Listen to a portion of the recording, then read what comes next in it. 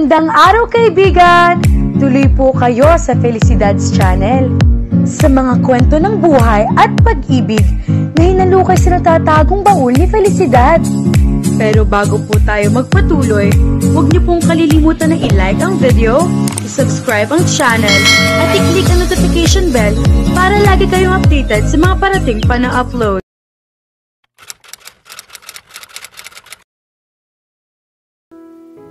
Inspirado si Debbie na paghusayan pa ang pag-aasikaso kay Lem kaya ginawa niya ito ng special sandwich. Inilagay niya iyon sa Tupperware at dinikitan ng mga ginupit niyang letra galing sa magazines. For the handsome MVP, ang nakasulat doon. Kinikilig siya tuwing iniisip niya kung ano ang magiging reaksyon nito kapag nakita nito ang special sandwich niya para dito. Ingat na ingat siya sa kanyang bag na kinalalagyan niyon hanggang matapos ang praktis ng mga ito. Halata niya na pinag-iinitan ni Lem si Ray sa praktis ng mga ito. Lagi nitong inaagawan ng bola ang lalaki. Mababakas ang labis na inis sa mukha ni Ray pero wala itong magawa. May sira din pala ang ulo niya minsan. Nangingiting sabi niya sa isip na ang tinutukoy ay si Lem. Pumito na si Coach Ali. Hudyat na tapos na ang practice. Tulad ng nakagawian niya, agad siyang kumuha ng bimpo at sinalubong si Lem. Siguro ngayon ay hindi na siya nito isnabin at baka hayaan na rin siya nito na siya na mismo ang magpunas ng pawis ni. Natigil ang pagpapantasya ni Debbie nang nagpasan siya ni Lem at dumiretso sa bag nito. Parente itong umupo sa bench at uminom sa tumbler nito. Hindi kaya nakalimutan nito ang sinabing ito na lang ang dapat niyang alagaan? Dude, akala ko ba papayag ka nang magpaasikaso kay Debbie? Tanong dito ng isang teammate nito. Kung isnabin mo lang siya, hayaan mo nang kami na lang asikasuhin niya, sabi ng isa. Debbie, may dala ka bang cookies? Penge naman, mukhang walang balak kumain niyang si Lem sabi pa ng isa. Pagkatapos iminom ni Lem, ay tiningnan lang nito ng masama ang mga teammate nito. Shut up. If Debbie brought some cookies, I already told you that you don't have the right to eat them. They're my cookies. Wika nito at itinuro pa ang sarili. Damot, komento ng napagsabihan. Noon siya natauhan. Ang ibig sabihin niyon ay hindi nakalimutan ni Lem ang mga nangyari kahapon. Lumapit siya rito at binalakdampian ng bimpo ang noo nito. Don't. Pigil nito sa kanya. Uy! Pakipot pa si Lem.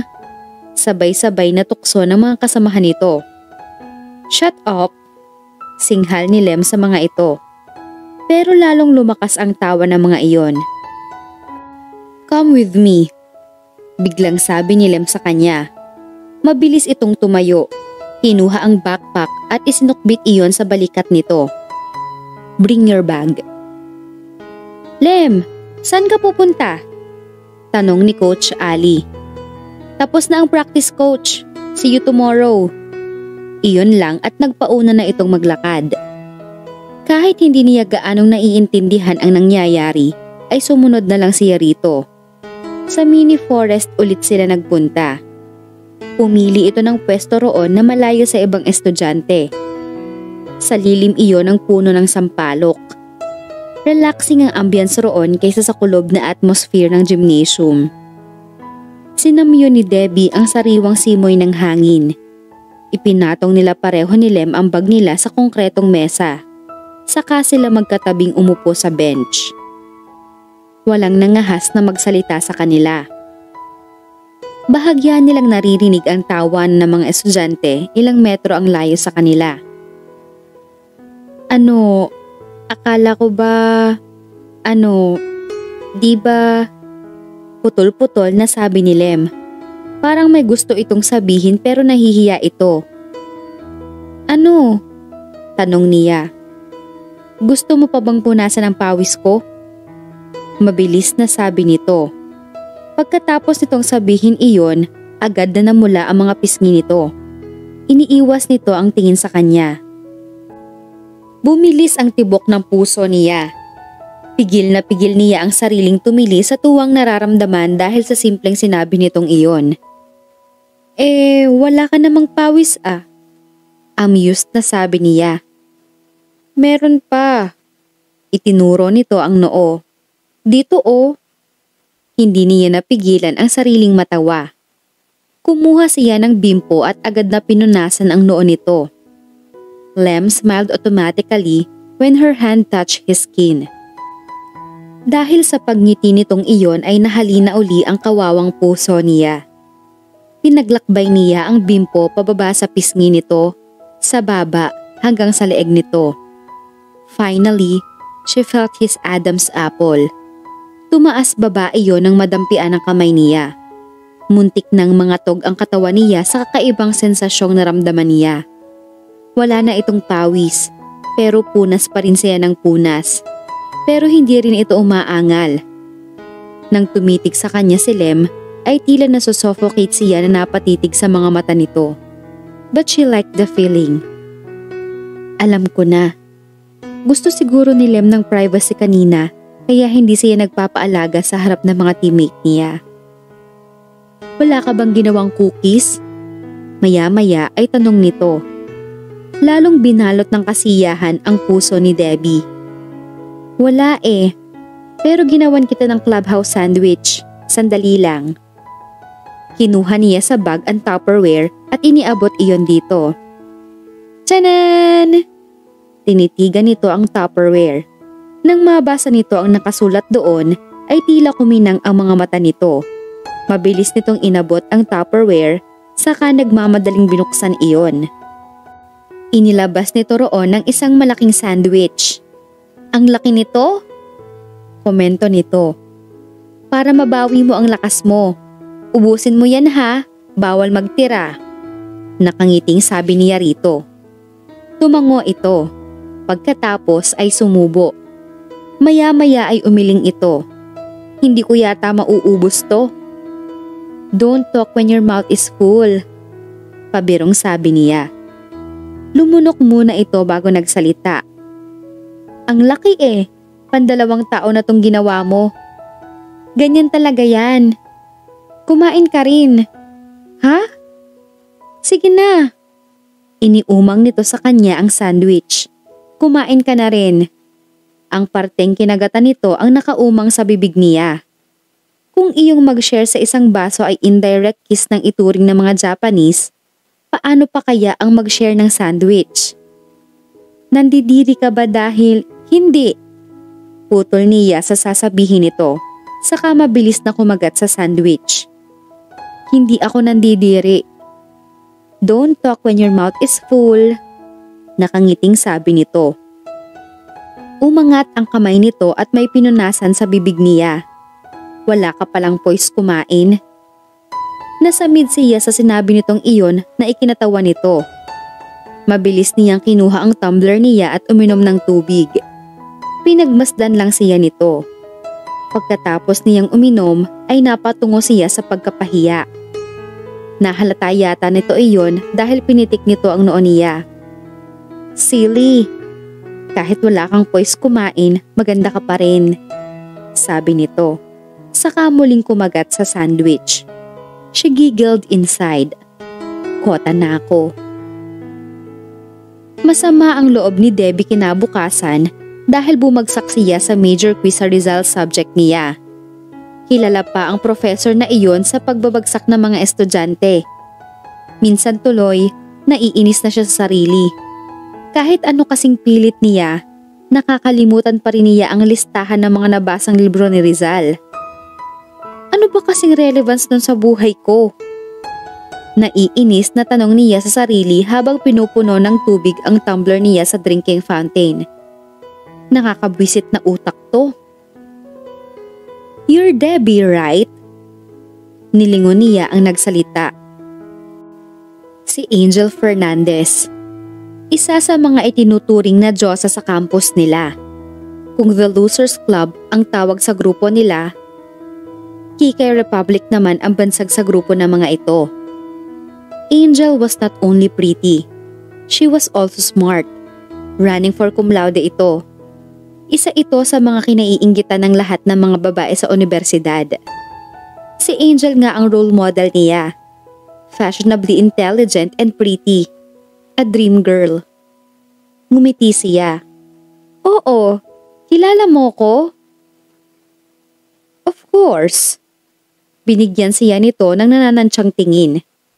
Ikaw ang current flavor of the month ni Lem, di ba? Hindi siya nakaimik. I dated Lem once, and after that, we broke up. Alam mo ba kung bakit? Sinabihan ako ng mama niya na hindi raw ako matalino para sa standards ng pamilya nila. Tumawa si Angel. Anong gusto nilang tipo ng babae? Robot? Tanong nito. Kapag kuwan ay nagbago ang ekspresyon ng mukha nito. Nang hahamak iyon. Enjoy it while it lasts, girl. Alam ko ang reputasyon mo sa campus. The beauty and... Never mind. Nag-quote and unquote sign pa ito. Concerned lang ako sa'yo. Huwag mong masyadong isugal ang puso mo, baka matalo ka. Iyon lang at tinalikuran na siya nito. Pagkaalis ni Angel ay wala sa sariling nagtungo siya sa gymnasium. Hanggang na mga sandaling iyon ay hindi pa rin maalis sa isip ni Debbie ang sinabi ni Angel kanina. Alam niyang matalino si Angel, pero nireject pa rin ito ng mama ni Lem. Ibig sabihin, mataas ang standards ng pamilya ni Lem. Paano na kaya siya? Wala kayata sa mood. Puna sa kanya ni Lem. Nakatambay uli sila sa pinakadulong pwesto sa mini forest. Anong iniisip mo? Tumikhim siya. Bumagsak kasi ako sa major quiz namin sa Rizal. Hindi ito umimik at matamang nakikinig lang sa kanya. Nambabagsak ang professor na yon kaya natatakot ako. Don't be. Patingin nga ng quiz mo? Sabi nito. Kinuha niya mula sa bag ang papel at iniabot iyon dito. Ibigay ang pangalan ng mga kapatid ni Rizal at ang asawa ng mga ito. Pagbasa nito ng malakas. Kapag kuwan ay nakakunot noong umiling ito. Kahit ako, hindi magkakaroon ng score dito. Wala ka namang Rizal subject. Meron. Natake ko na noon. Ganyan din ang mga test namin, enumeration. Ibinalik nito sa kanya ang papel. Bumabagsak din ako. Yung mga classmate ko, hindi sila bumagsak. Magaling lang mag-memorize ang mga yon. Mabuti pa sila. Mabuti ka dyan. Hindi katalinuhan ang magaling lang mag-memorize. Huwag kang malungkot na bumagsak ka sa test na ganyan. Paano kung magkaroon ako ng 5? Tanong niya. Hindi. Kapag exam nyo na, tutulungan kita sa pagme-memorize. But I still think that's the lowest form of intelligence. Napangiti siya. Obviously, he was trying to raise her spirits. Kinuha nito ang backpack nito at binuksan iyon. Parang balewala lang na inilabas nito ang Tupperware na hiningi nito sa kanya kahapon. Iyong may nakasulat na, for the handsome MVP. Pilit nitong hiningi sa kanya ang Tupperware na iyon. Nang tanungin niya ito kung bakit, sinabi lang nito na masama raw iyong maraming tanong. Talagang dinala mo yan ha? Puna niya rito. Nginitian siya nito. Siyempre, gawa mo to eh. Napatalon yata ang puso niya sa sinabi nito. Anak ng adik na ipis oh. Pizza tong baon ko, gusto mo? Tanong nito sa kanya. Kung taos puso kang magbibigay, aniya. Napailing ito. Pagkatapos ay iniumang nito sa bibig niya ang pizza. Nawiwili na yata siya sa napaka-intimate na gawaing iyon. Pero ayaw rin niyang ganoong paasahin ang puso niya dahil masakit ang babagsakan niya kapag nabigo siya. Kumagat si Debbie sa pizza. Nanlaki ang mga mata niya nang dumukwang din si Lem at kumagat sa kabilang dulo niyon. Ang lapit-lapit ng gwapong mukha nito sa mukha niya. Bumilis ang tibok ng puso niya. Mabilis siyang lumayo rito dahil baka tuluyan na siyang matukso at halikan ito. Ramdam niya ang pag-iinit ng mga pisngi niya. Lem was staring at her in amusement and with tomato sauce on his lips. Ang gwapo! Hustisya! Nasaan ang hustisya? Sigaw ng isip niya. Namumula ka, puna nito. Rosy cheeks lang talaga ako, sabi niya at pilit na pinapakalma ang puso. Hindi nito inaalis sa kanya ang mga mata nito. Gusto mo pa ng pizza? Kung tatanggi siya, baka isipin nito na kinikilig siya sa mga ginagawa nito. Tumango siya at kumagat uli sa pizza na hawak nito. Sumabay uli ito sa kanya. Pakiramdam ni Debbie ay pulang-pula na ang buong mukha niya. And Lem was just grinning at her. Nananadya na ang loko. Pero okay lang, nag-e-enjoy ako. Aniya sa isip. Sabihin mo lang kung gusto mo pa, kasi ako, gustong-gusto ko pa. He said in a husky voice. Hustisya! Laban ng St. Matthew basketball team sa isang university. Tumili si Debbie ng malakas para ipakita ang suporta niya sa kanilang team tulad ng naunang laban ng mga ito. May nagbago nga lang sa eksenang iyon. Hindi na nagpapakita ng pagkainis si Lem tuwing isinisigaw niya ang pangalan nito. Ipinahawak pa nga nito sa kanya ang Tupperware na ibinigay niya rito. Itaas lamang daw niya iyon at ipakita rito para ganahan daw ito sa paglalaro. Wow ha, kapag isinisigaw mo ang pangalan niya nakakashoot siya. Ang taray mo. Komento ng kaibigan niya. Ninitian lang niya si Lane. Ganon talaga. Hilig na kilig ka bruha. Puna pa nito. Maiintindihan mo rin ako kapag nakilala mo na ang lalaking gugulo sa isip mo. Sabi niya. No offense meant, but in my opinion, love is for those people who can't shine on their own. And I'm going to shine alone. I don't need love. Si Lane ang pinaka-weirdo sa barkada nila. Cynic ito pagdating sa pag-ibig. Pinaplano na nga nito ang kasal sa sarili nito. May mas weird pa ba roon? Nawala kay Lane ang isip niya nang may marinig siyang tilian. Nagkukumpulan ang players ng St. Matthew sa isang bahagi ng court. Nanlaki ang mga mata niya nang makitang nakahandusay sa sahig si Lem. Lem! Nasa locker room ng gymnasium, sina Debbie at Lem. Katatapos lang lagyan ng benda ang nasaktang braso ni Lem. Mabuti na lamang at kahit paano ay maayos na ang lagay nito. Nakangiti na ito habang nakatitig sa kanya. Bakit ka nakangiti? Naninitang tanong niya rito. Nababaliw ka na ba? Naaksidente ka na nga. May luha ka pa sa mga mata mo. Puna nito. Umangat ang isang kamay nito at pinunasan ang gilid ng mga mata niya. Hindi kasi niya mapigilang umiyak sa sobrang pag-aalala rito kanina. Pero hindi pala ganoon kalala ang nangyari dito. Napuwing lang ako. Pagdadahilan niya. Come on. Yayariin ko yung isang braso mo, sige ka. Pagbabanta niya rito. Tumawa lang ito. Maya-maya ay mataman itong tumingin sa kanya. Masakit pa nga rin ng konti eh. Gagaling din yan. Tulungan mo ko. Paano? Tanong niya. You can kiss it. Kumabog ng malakas ang dibdib niya.